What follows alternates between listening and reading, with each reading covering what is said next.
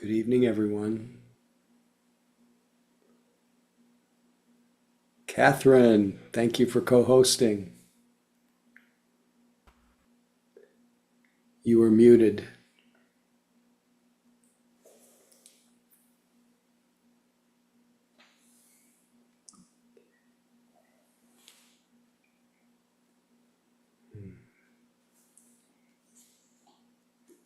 As usual, we'll wait to have an official welcome till a few more people drop in.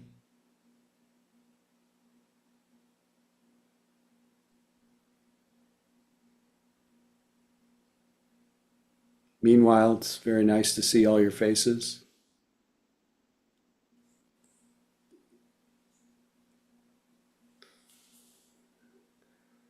Okay, we hit our minimum threshold of 30, so let's say good evening to each other. Welcome to Mission Dharma. For those of you who may not be aware of this, we used to be in the Mission District of San Francisco as our home for 35 years or so, but for the last 6 years we've been online, and now we simply consider that our mission is the Dharma. Our mission is the liberating teachings of the Buddha and the practice of awakening and the cultivation of that awakening through the mutual support that we offer each other, Sangha, community. Clearly the support, the lifting power of practicing together with other people sustains us in a way that's quite difficult to try to do by ourselves. So we come both receiving the support from each other, but we also, and it's easy to forget this, we're actually, by our presence, we're offering support to each other. Okay, someone has their...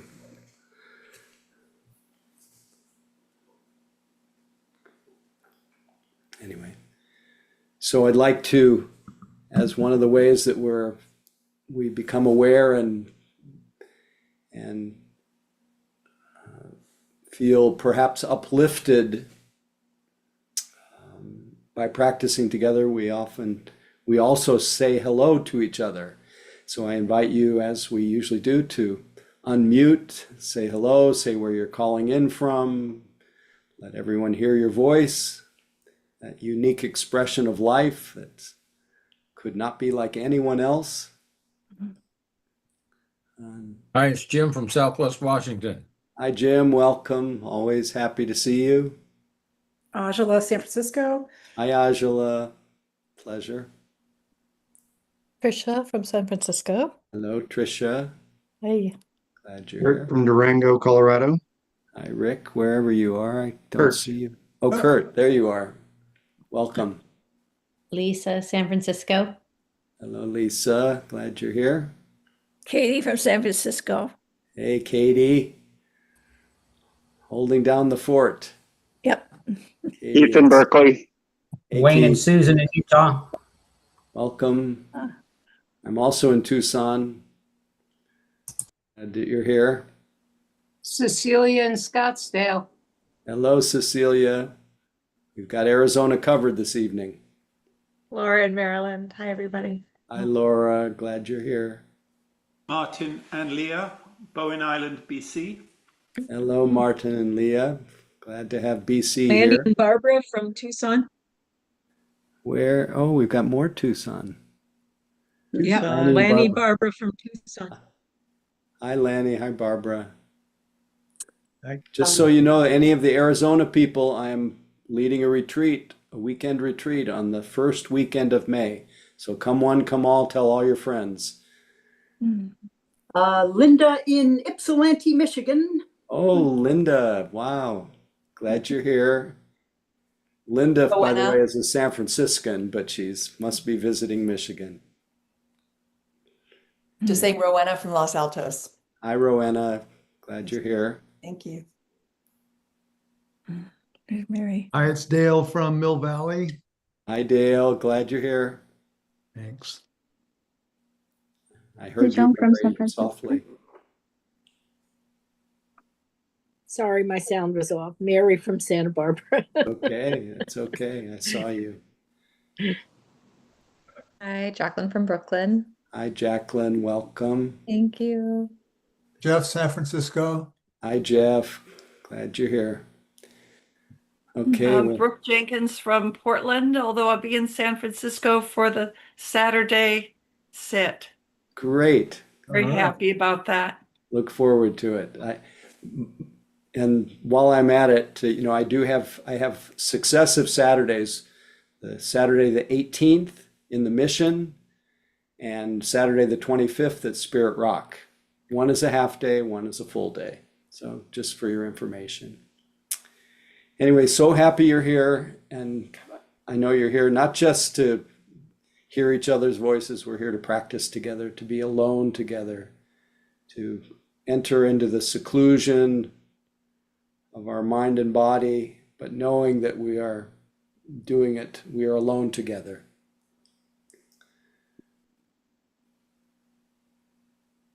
So we start our practice, many different ways, but what I'd like to do tonight is in a way, every moment our practice is a practice of letting go, letting be as is. We acknowledge first and foremost that the past is a memory now, it's gone. And the future is just a dream, so we let go of past, let it be whatever has passed. And whatever is unborn, we allow it to remain that way. We don't fixate on or obsess with what's next. We settle into the reality of the unfolding present here and now. And the way we anchor our attention in the here and now is to place our attention where our body is, which is here. Mind and body in the same location.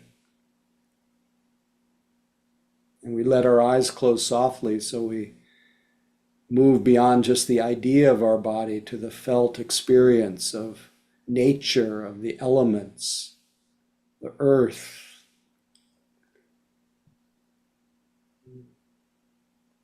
skin and the flesh, feeling of whatever that is, the wind, all the winds moving through the body, the breath, the gases, the water, whatever is solidity depends on the water, and then the things that are wet in our body, and then the fire, the temperature.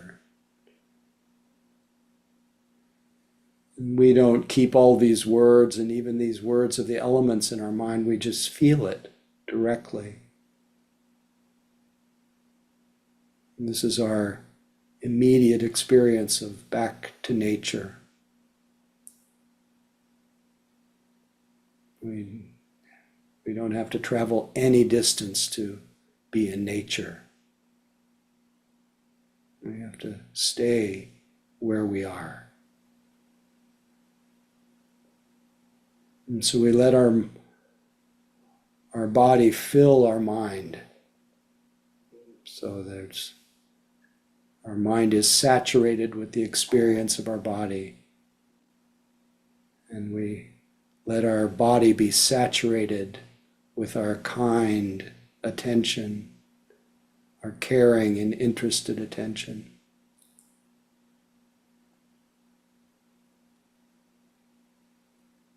Feeling this connection of attention and body so intimately that all dividing lines melt away and there's just the unification of mind and body.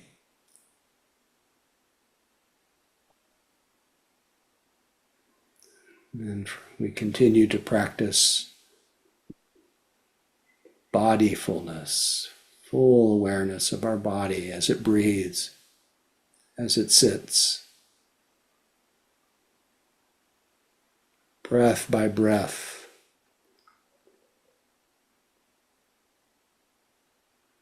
we remember the reality of the unfolding present.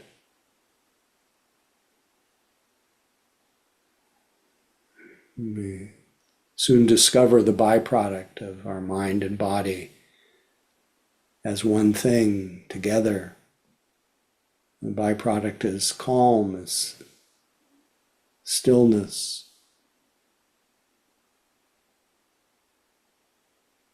The mind, at least, is momentarily empty of its usual obsessions, and it's filled with reality. And we just stay here as long as this feeling of connection lasts.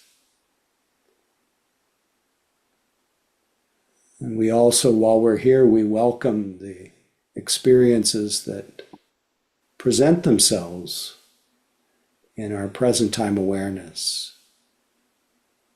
We welcome sounds, and we just acknowledge the changing experience of hearing. We welcome a whole range of physical sensations that light up and become predominant. And we also recognize their changing nature. We welcome moods and emotions, and we let them move through and be felt like changing weather.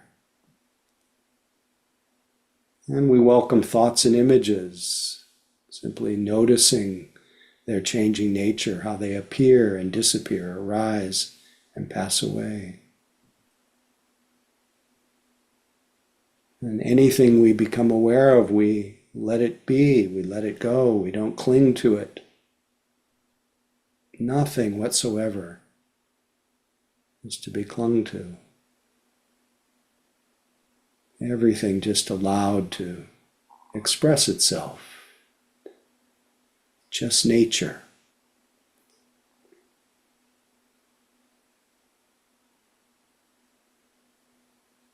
Just this moment, whatever's predominant. But we give some selective attention to the body and breath to help orient us and anchor us to this present moment. But all the other experiences that show up, we don't treat them as distractions, we treat them as objects or experiences to be noticed. And in this way we strengthen our observing power. We learn moment to moment to let things go, let things be.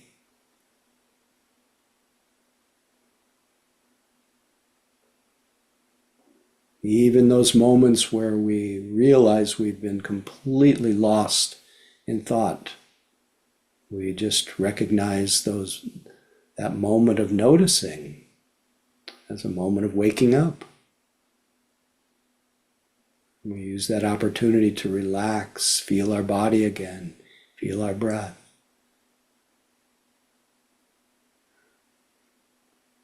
And make nothing more of it other than we were dreaming and now we're awake. Just this moment. Just this breath. Just this body.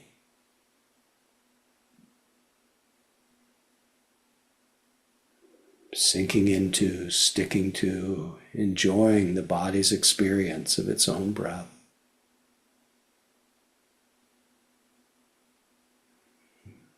Whether short or long or rough or smooth, deep or shallow. Just receiving.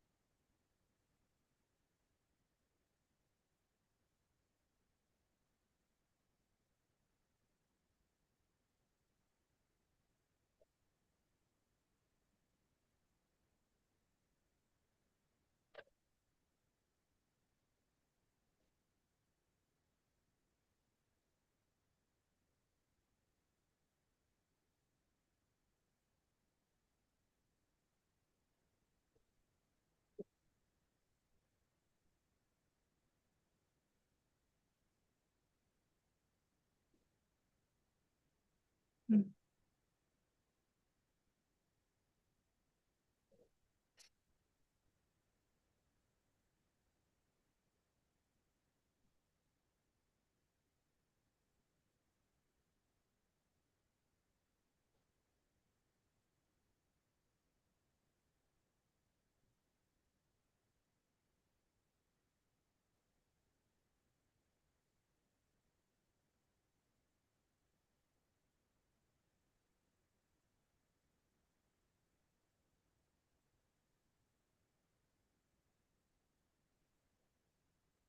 you through already?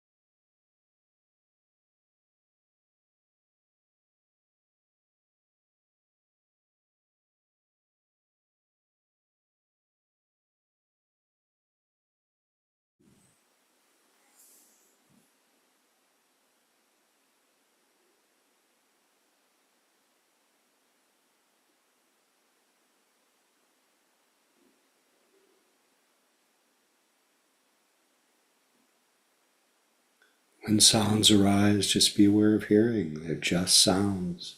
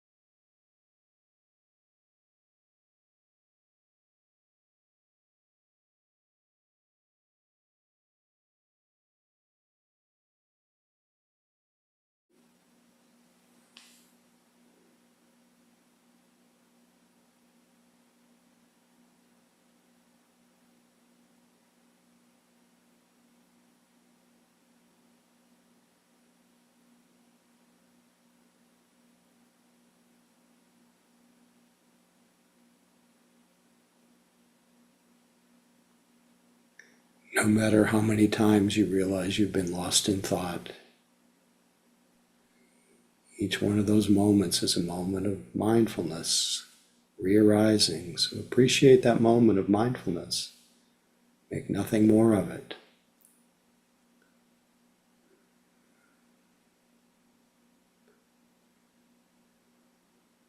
Reconnect with the body, breath, whatever helps you to anchor to the unfolding present, right where you are.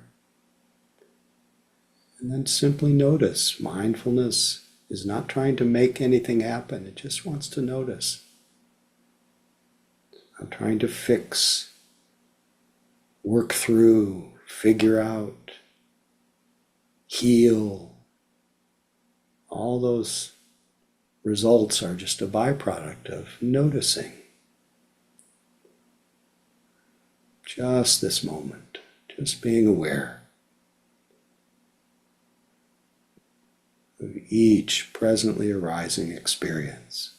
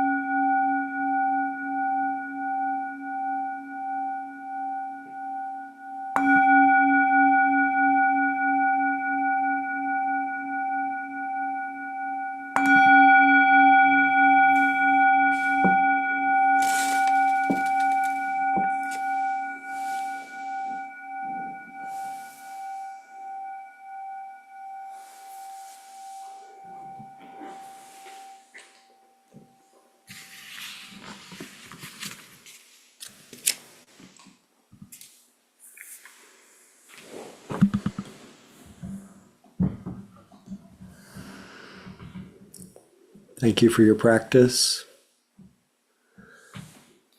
I never tire of opening my eyes and seeing all of you and appreciating your presence here, appreciating your practice.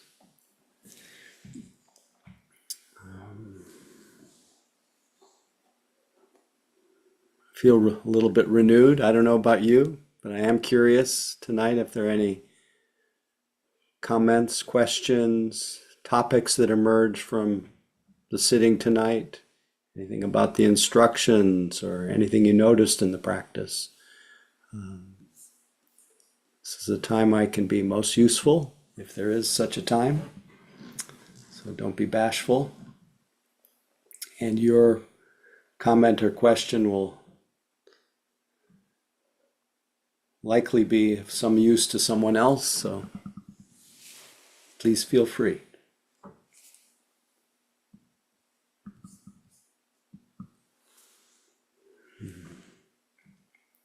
Either use the raised hand function or Jeffrey, it looks like you were unmuted, so go right ahead if you're ready. Okay, good, thanks. There's nothing wrong if I drifted and come back. I know that. I'm gonna have to go over and over and over and over and over that, right? And it's so relieving when I let it in that, yeah, that's not, you didn't screw up. It's Yeah, okay. not only did you not screw up, but that you didn't wander and you didn't come back. Mind wandered and mind came back. Attention came back. Yeah. So part of what frees us is to really look to see, well, what is it that wanders and what is it that comes back? And we just constantly make an assumption that there's some little person in there who did that. Yeah. But Yeah. once you resolve that question, once you actually see that it's just a condition of mind, that it's completely, utterly impersonal without a person who did it, then the judgment about it will cease. In the meantime, whatever can bring some gentleness about that moment, because we are conditioned to be a little bit critical of ourselves in those moments. God, yes. Thank you. Also, just real quickly, so no King's March on Saturday, walked a lot more than I usually do. Overdid it at the gym today.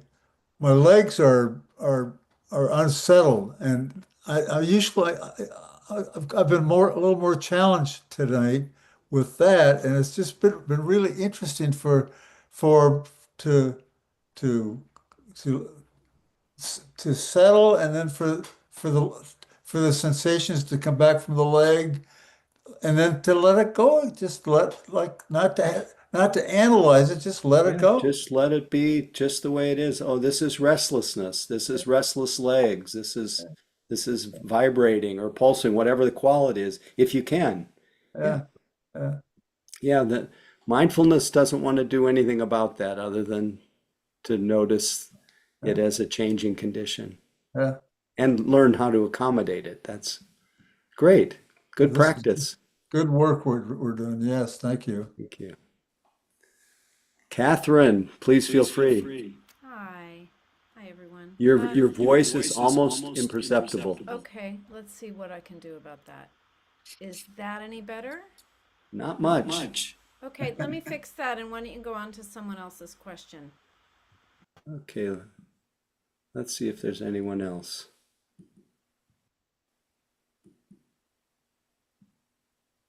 Jacqueline, please feel free.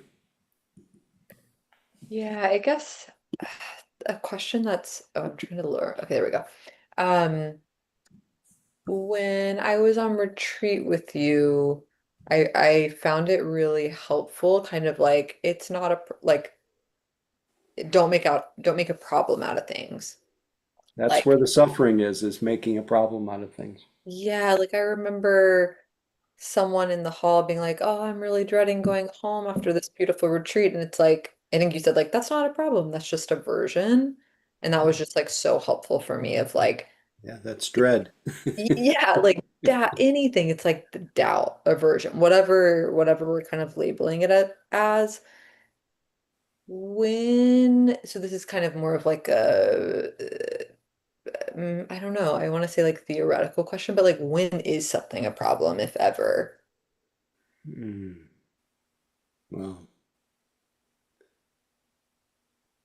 yeah, when, yeah, thank you for the question. Yeah. Uh, yeah, I don't want to be just too theoretical about it, but when is something a problem is when you're not able to find any kind of acceptance or balance Mm. with whatever's going on, and sometimes the attention has within it, as you probably remember me saying, it has within it an intelligence, a wisdom. And so something that is noticed that you may notice physically, mentally, is a sign. It can be a sign that, for example, if your energy system is collapsed, you could be needing sleep. So you wouldn't necessarily call that a problem, but the wisdom tells you that you need to get more sleep, or that you're hungry, or uh, if you're if a position is continuing to be painful even when you get up, it's a problem to sit that way, and you need to change the way that you sit. So it's really just a simple response to whatever condition is presenting itself. But the tendency to make just mind activity a problem to solve Mm. Mm. uh, just exacerbates whatever stress comes with a discursive mind, or a mind that's filled with negativity or dread or whatever. What adds to it is, uh-oh, this is really bad, and then you start fighting with it, and then that's where mental suffering really comes in. Yeah. But if you can just allow dread to be dread, it's just mind. Mhm. It's not you, it's not yours, doesn't define anything other than that moment of dread. Mm. Yeah, I'm a therapist, and so whether it be like a client or like a friend, I just or myself, I'm like, I'm wondering when that question will be asked of like, well, nothing, something has to be a problem, but what you said, like the wisdom in there, maybe someone's like, yeah, but I feel unsafe around this person, and it's like, well, Yeah, maybe then the wisdom would tell you yeah, be around that wisdom person. and yeah, the wisdom to get support, the wisdom to set boundaries, the Right. wisdom. Yeah,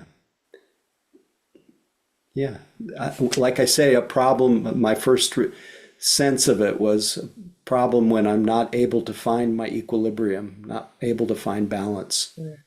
Um, and it could be because of the way I'm relating to the situation. It could be because I need to make some kind of change. Mm. Great. Thanks, Howie. Thank you. Catherine, you still with us? Yeah, is that better? Much better. Yeah, I had to go into the settings and turn up the mic, and it was a little bit arcane. That's okay. So I have had this job since December. I got a job, and I work with England, and I start working often at 7 a.m. And that was my daily meditation slot. Mm, At night, I find I'm so tired often that or I haven't established an evening practice. So I'm really I feel this is the first time I've meditated in like a couple of months after being a daily meditator for mm, years.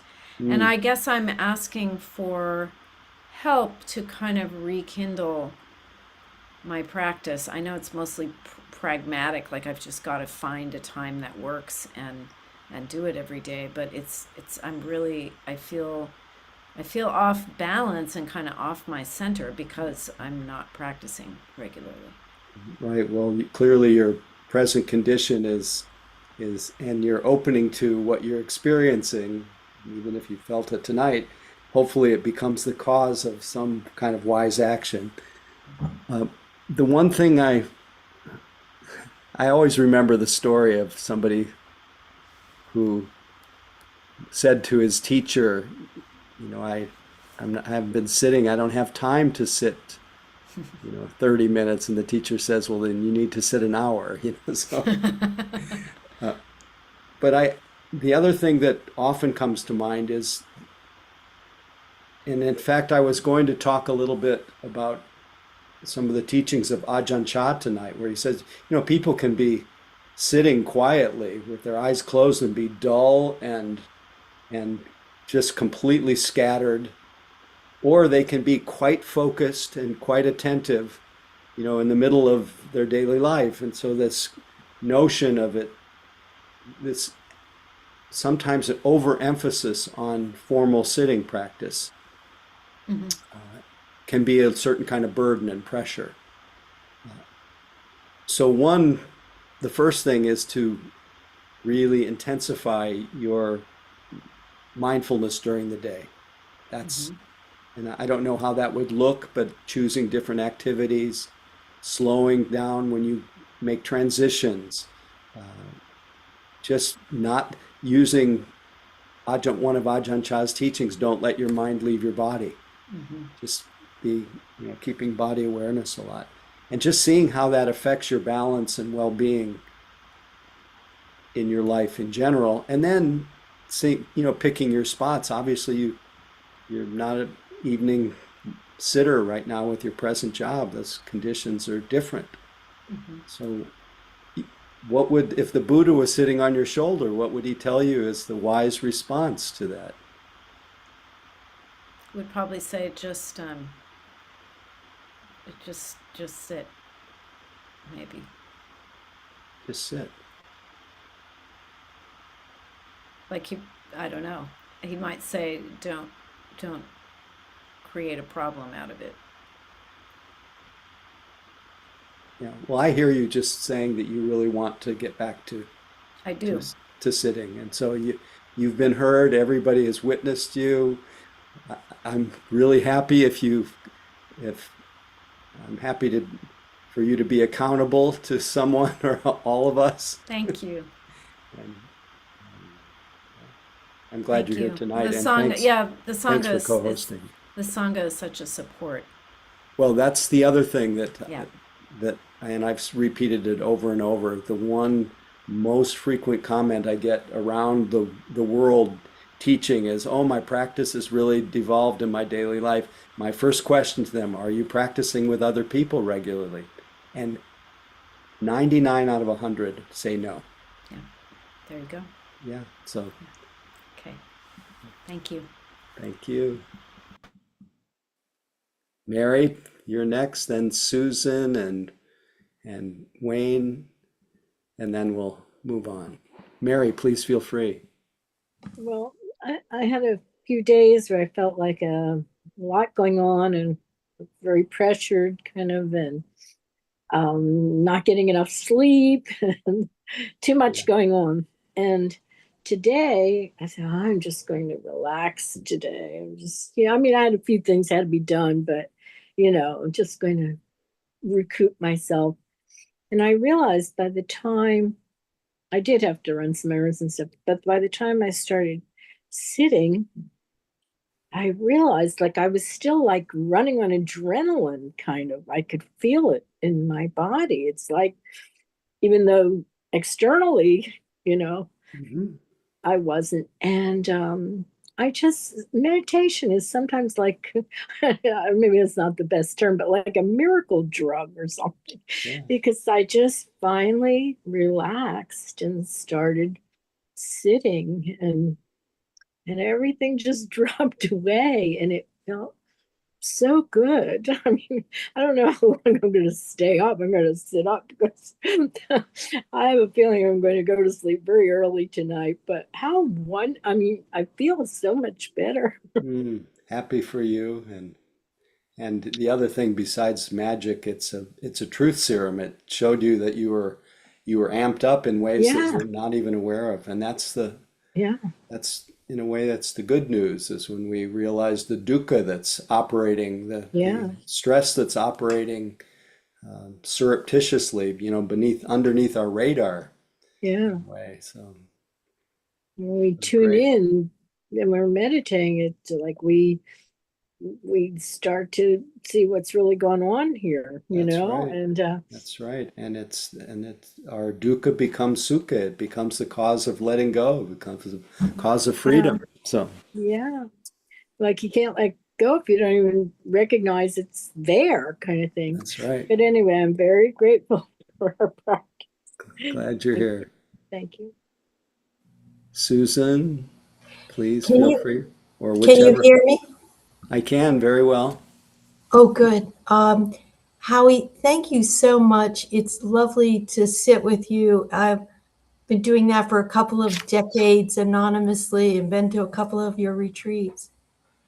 What I wanted to ask this evening was I've just returned from Spirit Rock by 24 hours, and I've been there for 2 months You doing just a finished the silent 2 month retreat. and I'm having it's really important to sit tonight with a teacher because Mm, I was feeling like I've had some sort of lobotomy. And I don't know if that is just one of those things that when you re-enter after a 2 month retreat, Sounds you like know, there's a lot of emotion rising. Is that my imagination? it's not your imagination because I think I have concern around it because I don't understand. I've done a lot of retreats. I've just never done 2 months. And Right. I don't even recognize my mind. I I just don't know.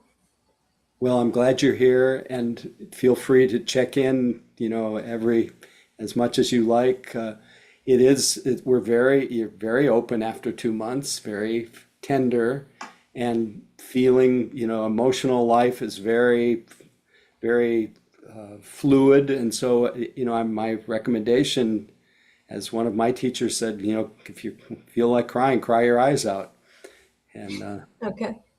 and that's, it's one of the ways that our nervous system gets regulated too, is by just letting Okay. ourselves feel. I can And provide then, you that.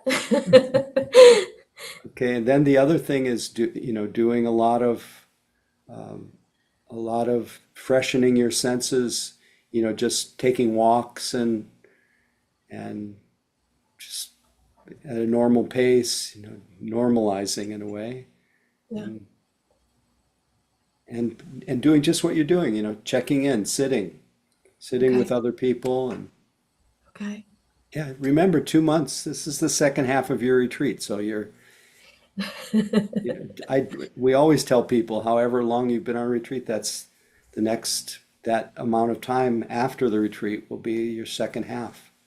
So I didn't, yeah, I and didn't actually know that. and Okay. you will have, just like you did on a long retreat, you'll have changing conditions. Okay. Sometimes, some days will be just like a lake, and others will be purification, All right. purification and purity. It's like this. And if you didn't have both, you wouldn't be practicing. So, Okay. I appreciate your comfort. Thank you. pleasure. Glad you're here. And thank you for your practice for 2 months. It's a huge thing. The people around you will likely benefit too, even if you do get a little cranky temporarily. That happens too. Thank you. Okay.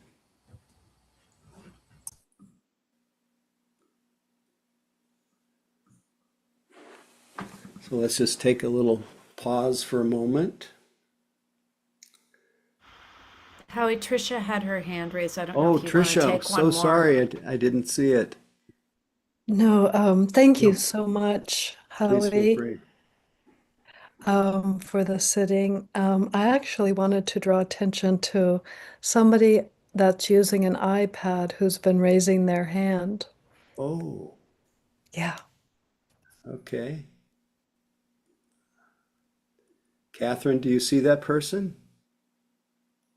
Oh, Linda. I didn't see it. It's funny because they normally come up on the top, but Okay, there Linda, you have please it. feel free. Oh, thank you, thank you.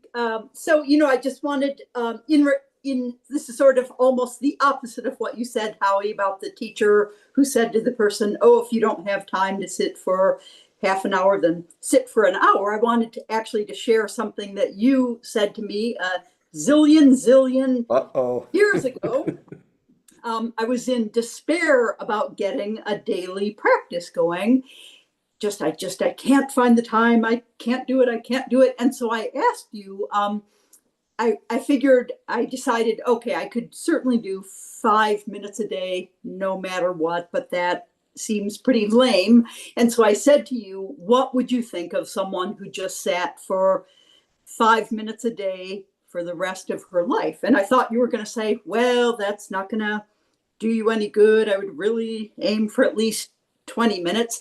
But you said, I would think that that person was very devoted to her spiritual practice. Yay. Thank you for reminding me too of the power of what I call quickies, short periods many times. And Catherine, if you're listening, the power of just stopping many times during the day, just find your body and notice if your mind and body come together, even for a few moments, something will settle. And then check your mood, check whatever's presenting itself, your attitude, and notice what you've been thinking about or noodling about. Just thinking is like this, feeling is like this, sense what's happening in your body. And if you go through just a few, find a few breaths to start with, and then check body, check mood, check thoughts. After that, you'll notice that there's a qualitative difference in your mind. So that's great. Thanks for reminding me. You are a very devoted practitioner, Linda. So it's interesting hearing the challenge of daily practice and working with our minds, and for me to hear this in the context of what I've been mingling with today. And it's outside of the realm of what's happening in our world. And I also attended the No Kings rally, and it was so heartwarming just to be with other people who care. And that was really maybe the greatest accomplishment, is it soothed the hearts of the many hundreds, thousands of people that I was with anyway. And it seemed like that was a truth. And another reminder that we find on Tuesday night, we're not alone with our practice. We're alone together. But what I was mingling with today was the teachings of Ajahn Chah, because he's been even though I didn't meet Ajahn Chah, the great forest master of Thailand, died, many, many years ago, before the turn of the century. But he has been a huge influence on my practice, the practice of many people in the West. Two of my favorite teachers are his, three of my favorite teachers are his,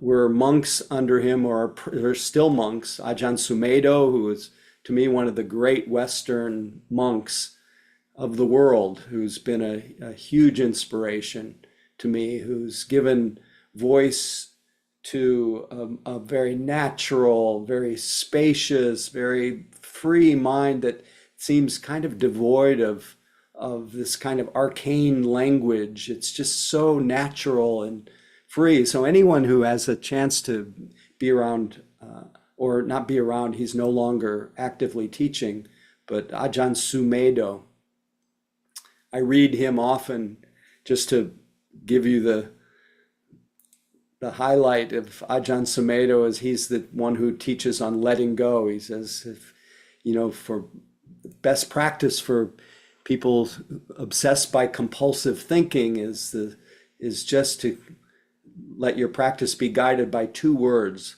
letting go or letting be. He says, rather than try to develop this practice and go into that and learn Pali and Sanskrit and the Madhyamaka and the Prajnaparamita, get ordinations and the Hinayana, the Vajrayana, the Mahayana, whatever, become a world-renowned authority on Buddhism and and get invited to international Buddhist conferences.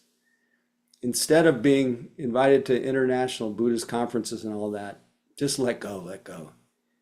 He says, there's nothing more sorrowful than having to attend international Buddhist conferences.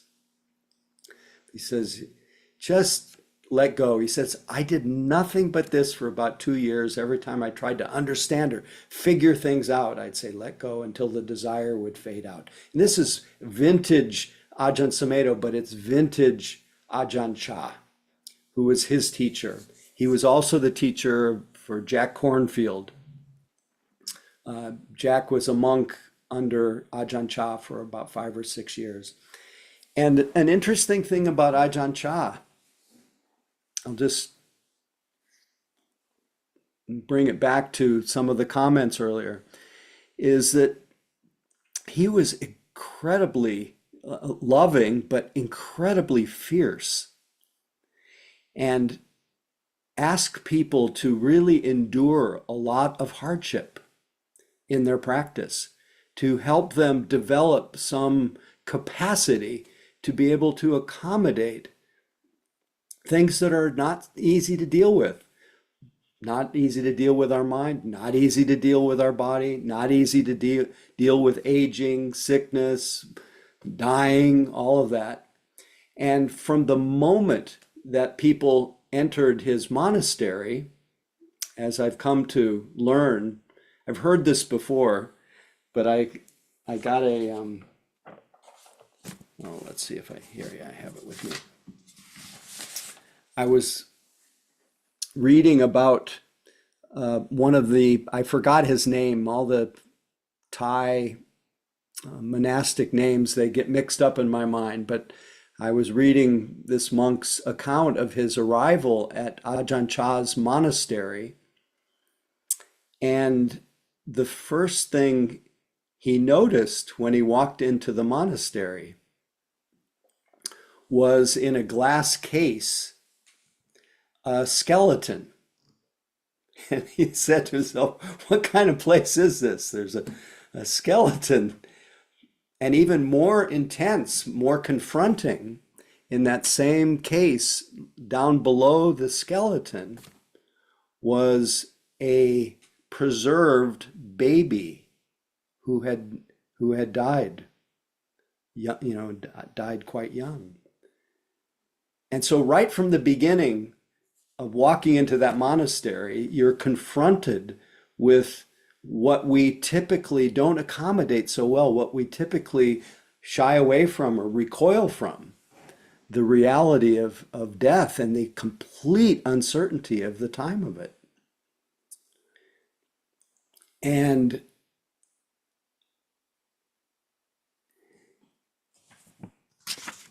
every night, when the first thing that at 3 a.m, when you'd be awakened, and not in very difficult conditions, you'd be awakened at 3 a.m, and the first chant of the day at 3 a.m. would be it would be in Pali, but it would be, I am of the nature to age, I have not gone beyond aging. I am of the nature to sicken, I have not gone beyond sickness. I am of the nature to die, I have not gone beyond dying. All that is mine, beloved, and pleasing will become otherwise, will become separated from me. And then goes on to talk about karma.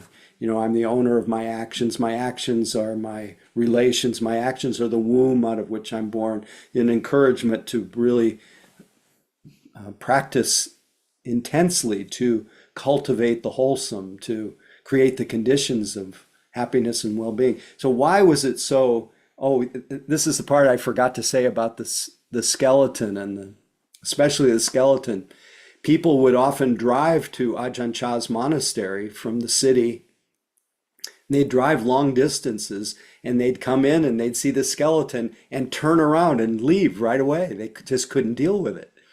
And this happened over and over. And to Ajahn Chah, this seemed quite pathetic, that this confrontation with what is completely real and natural, that's just nature, would be met with such a response. And it's really just indicative of the level to which we cling to youth, cling to health, cling to life, and consequently, we have a lot of suffering around this that is really optional. And one of the ways to deal with it is to confront it, is go right at it, to be fierce about it. And so he never let a single conversation go without, and he was so beloved. In fact, when he was, even during the 10 years of his life, when he was, declining and inclining toward death, still he would be wheeled out. The monks would come for an audience with him once a week, and he would show up, and and especially the new monks would come and they would see him, and they would be, in a sense, horrified. They'd see he couldn't speak. He was incredibly frail. He had a bandage covering his tracheotomy hole where he was both fed and anyway, it was pretty intense. And one young monk who had just arrived said, "Well, God, this is really terrible. He must be suffering." And the greatest teaching that he got from another monk was, how do you know that he's suffering? And so a situation like that also confronts our views and opinions, our perceptions of things, and to encourage us to have this sense of uncertainty, of don't know mind, that nothing is necessarily the way we think it is. And so confronting our enormous attachment to views and opinions, and boy, right now there's, in this whole political, social climate, just the as we talk about every week, in some ways, the polarization, the contentiousness, the othering, the attributing evil to the ones who think and act differently, and that goes against the Dharma, is that our mind, if it's setting up what we like against what we don't like, that's it. As far as the third Zen patriarch said, that's the disease of the mind. That will just keep us on a loop of stress. And the whole point is to have a cessation, a fading away of stress to whatever extent we can. So his teaching had, the teaching of letting go was, the examples he would use was if you hold a water bottle. If you hold a water bottle, you pick it up, you pour the water that you need, and then you gently put it down. You let it go. And the habit of mind, the tendency of mind is to hold on to that water bottle. And so the wise putting down, the wise put things down, and knowing that whatever one holds on to creates stress in our life. So right in your face. And I remember practicing with U Pandita Sayadaw. I don't always bring in this kind of fierce teaching, but he used to say, and he said it frequently, he said, practice without regard for body or life. You know, we are so precious about our body and how we feel and our dependency and attachment to comfort. And I'm right along with you. I'm often just figuring out how to feel better. And sometimes I often forget that learning how to accommodate the ebbs and flows of our life, the changing conditions. This is why one of the sutras from I can't remember what the sutra was. I think it's from the Anguttara Nikaya.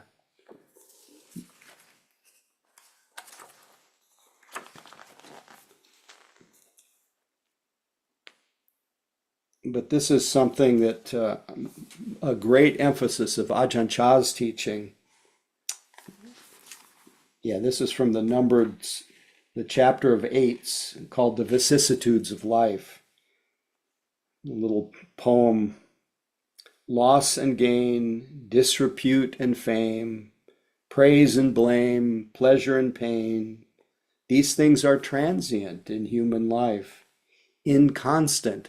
And the words that were often translated as inconstant, the Ajahn Chah spoke constantly about the inconstancy of things. And the only constant that we have in our life is that things change, are in a constant state of change. These things are transient in human life, inconstant and bound to change. The mindful, wise one discerns them well, observant of their alterations. Pleasant things do not stir their mind, and those unpleasant do not annoy them.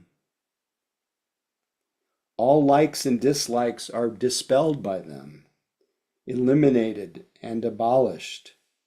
Aware now of the stainless, griefless state, they fully know, having gone beyond.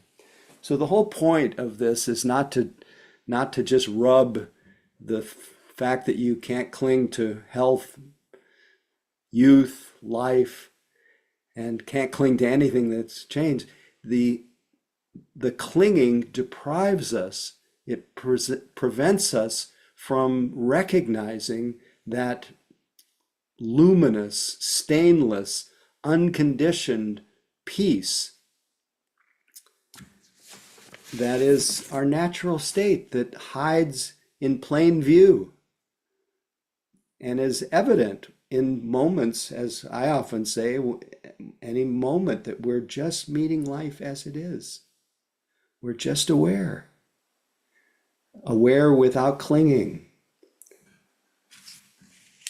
I'm having a deja vu, so I may have read this quite recently, but these are the words of Ajahn Chah.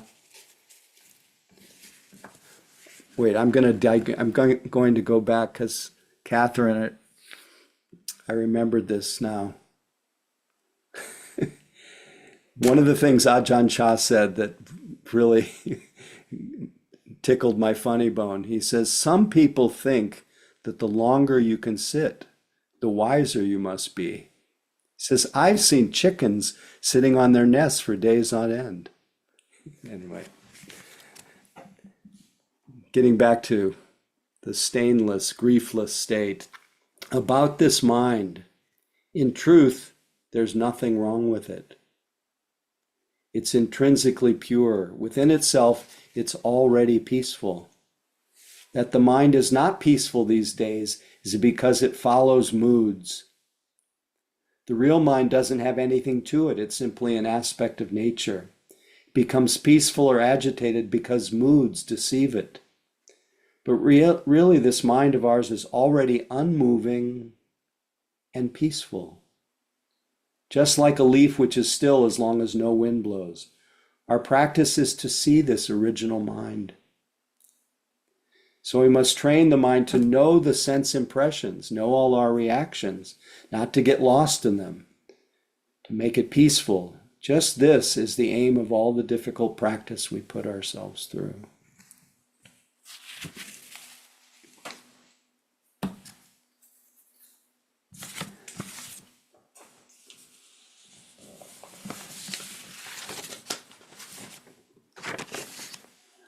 So we're getting close to the end. Let's see what else I wanted to say about Ajahn Chah.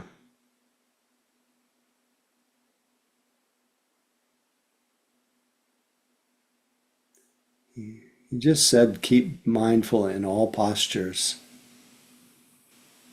From the time you wake up in the morning till the time you go to bed. Did not isolate or privilege formal sitting practice, even though he had rains retreats, but he asked people to really confront their experience hour after hour, day after day, and develop some capacity to sit in the middle of it, to be able to meet the worldly winds, the vicissitudes of life, and not be so disturbed by to attach to the pleasant, too disturbed by the unpleasant. And I think I'll just leave you with an excerpt. I was going to play 10 minutes, but I ran out of time, play 10 minutes of a talk that Ajahn Chah gave. But I'll just read this one passage called, it's from a 40-minute discourse that he gave to a woman who was dying. And it's entitled Our Real Home. That's what we want to both wake up to and remember, and not overlook, not miss. Look at the breath. Once it's gone, it goes out. That's its nature. That's how it has to be. The inhalations and exhalations have to alternate. There must be change. Conditions exist through change. You can't prevent it. Just think, could you exhale without inhaling? Would it feel good? Or could you just inhale? We want things to be permanent, but they can't be. It's impossible. Once the breath has come in, it must go out. When it's gone out, it comes back in again. And that's natural, isn't it? Having been born, we get old and then die. And that's totally natural and normal. It's because conditions have done their job, because the in-breaths and the out-breaths have alternated in this way that the human race is still here today. As soon as we are born, we are dead. Our birth and our death are just one thing. It's like a tree. When there's a root, there must be branches. When there are branches, there must be a root. You can't have one without the other. It's a little funny to see how at death people are so grief-stricken and distracted, and at birth how happy and delighted. It's delusion. Nobody has ever looked at this clearly. I think if you really want to cry, it would be better to do so when someone's born. Birth is death, death is birth, the branch is the root is the branch. If you must cry, cry at the root, cry at the birth. Look closely. If there was no birth, there would be no death. Can you understand this? Don't worry about things too much. Just think this is the way things are. This is your work. This is your duty. Right now, nobody can help you. There's nothing that your family and possessions can do for you. A little bit more. All that can help you now is clear awareness. So don't waver. Let go. Throw it all away. Even if you don't let go, everything is starting to leave you anyway. Can you see that? How all different parts of your body are trying to slip away? Take your hair. When you were young, it was thick and black. Now it's falling out. It's leaving. Your eyes used to be good and strong, but now they're weak. Your sight is unclear. When your organs have had enough, they leave.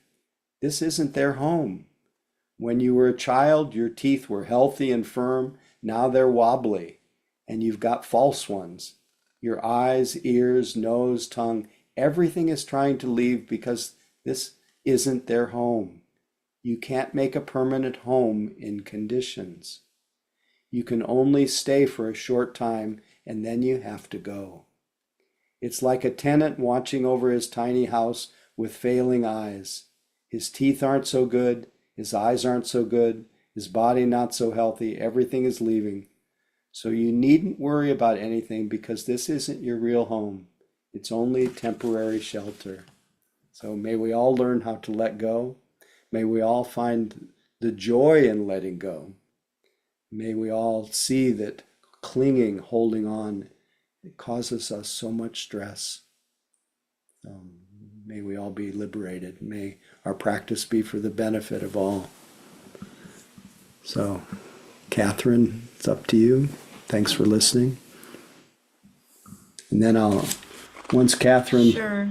shares whatever she has, then we'll say goodnight to each other and I'll hit the gong. Great. Howie, you had mentioned a couple of retreats at the top of the night tonight. So I've got April 18th from 9 to 1 p.m. will be a half day, and registration is forthcoming next week, says Mary, our board president. Is there another retreat you wanted to make available or mention? Well, I'll just say they can go to the spiritrock.org for the April 25th day long at Spirit Rock. Now our April 18th retreat will be a hybrid, so anyone from anywhere can join, but it's going to be in person for the San Francisco Bay Area people. So come one, come all. Wonderful. And Anyway. and I put information in the chat about how to give dana. And thank you very much for your generosity. Thank you. Thanks for the generosity of your practice and your voices. So feel free to say goodnight to each other. And let me just hit the gong first.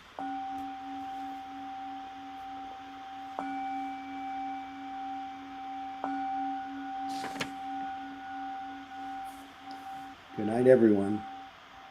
Thanks, everyone. Good night, All the Howie. hearts. Thank you. Okay. Howie. Thank Thank you. you. Everybody. Thank you, everyone. Good night, everyone. Howie.